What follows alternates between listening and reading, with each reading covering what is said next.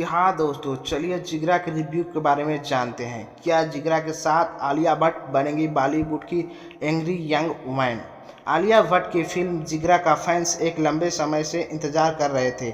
भाई बहन के रिश्ते को दर्शाती इस फिल्म में द आर्चिज के वेदांग रैना ने उनके भाई का किरदार अदा किया है। आलिया भट्ट वासन बाला के निर्देशन में बनी इस मूवी में पहली बार एक्शन अवतार में नजर आ रही हैं। ये फिल्म जी हाँ दोस्तों, निर्देशक वासनवाला ने एक साक्षात्कार में दावा किया कि करण जौहर फिल्म ने उनकी सहमति के बिना आलिया भट्ट को जिगरा फिल्म की अधूरी स्क्रिप्ट भेज दी थी। उन्होंने कहा था कि वह इससे खुश नहीं थे, पर फिल्म देखने के बाद लगता है कि वासन ने अधूरी स्क्रिप्ट को पूरा ही नहीं किया। पात्रों में काफ़ी अधूरापन है। आलिया जैसी मझी अभिनेत्री को मौजूदगी के बावजूद जिगरा की धड़कनें सुस्त हैं। जिगरा की कहानी में नयापन बस इतना है कि इस बार अपने किसी असहाय, निर्दोष और मुश्किल में फंसे स्वजन की रक्षा में नायिका आती है। ठीक वैसे ही जैसे पिछले सदी में 7वें-8वें दशक में angry young man Amitabh Bachchan का पात्र आता था। अकेले दम पर वह दुश्मन की लंका का दहन कर देता था। क्या है फिल्म जिगरा की कहानी? तो आइए जानते हैं दोस्तों। होटल में कार्यरत सत्या यानी कि आलिया भट्ट अपने इकलौते भाई अंकुर वेदांग रैना से बेइंतहा प्यार करती हैं। सत्या का कड़वा अतीत है।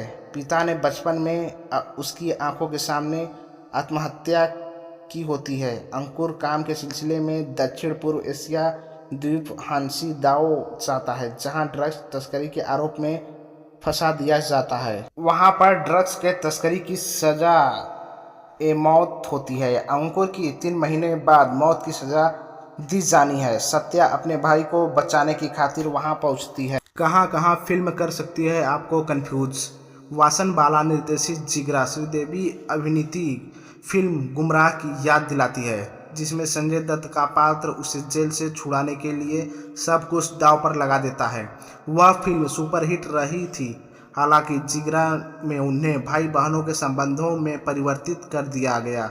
दिक्कत यह है कि वासन और देबाशिष इरेनबम द्वारा भाई बहनों के रिश्तों पर बनी जिगरा को देखते हुए दिल को छू लेने वाले पल जो हमें यह विश्वास दिलाते हैं कि जब भाई कैद में हो तब बहन उसे छुड़ाने के लिए किसी भी हद तक जा सकती है। जी हाँ दोस्तों, अंकुर जिस जेल में है वहीं पर रिटायर गैंगस्टर शेख भाटिया मनोज पावा के बेटे को भी मौत की सज़ा मिली है। इसी तरह पूर्व पुलिसकर्मी मुथु राउल रविंद्रन एक निर्दोष की सज़ा दिलाने की वजह से ग्लानि में है। शेख का बेटा कैसे फंसा, मुथु की गलती कहाँ हुई, उनकी जिक्र कहानी में कहीं भी नहीं है। दोनों के अतीत और उनकी लाचारी कहानी को कमज़ोर पहलू लगते हैं। इतनी सुरक्षित जेल में अंकुर के साथियों को कहाँ से सपोर्ट मिल रहा है? जेल से फरार होने के रास्ते की जानकारी सिर्फ उन्हें कैसे है? इन सवालों के जवाब कहीं से नहीं मिलते। शेख को इसके बारे में पता क्यों नहीं चलता? वासन का हिंदी सिनेमा में महानायक अमिताभ बच्चन के प्रति प्रेम फिल्म में साफ झलकता है। शेख का मोबाइल पर अमिताभ की फिल्मों के गाने सुनता है। वहीं फिल्म में संवाद बच्चन नहीं बनना बचना है। फिर एक मोड़ पर सत्या कहती है कि अब तो बच्चन ही बनना है, तो बच्चन बनकर जेल उखाड़ने की योजना बनाती है। यहीं पर लेखक मात खा जाते हैं। उन्हें दर्शकों को रोमांचकारी और विषमकाई यात्रा के लिए तैयार करना चाहिए था, लेकिन फिल्म जल्द ही हिंदी सिनेमा के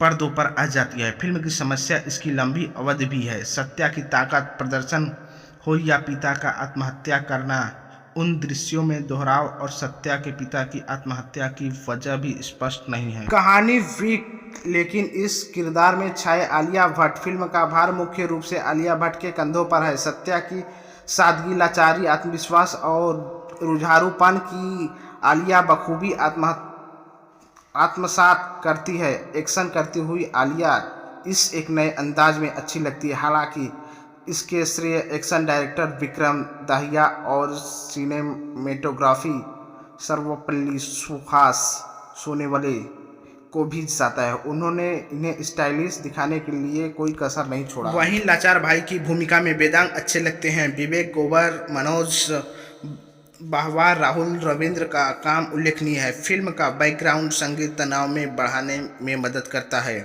अगर पटकथा में कसाव होता तो सहयोगी पात्रों में बेहतरी तरीके से गढ़ा जाता तो यह बेहतर फिल्म हो सकती थी।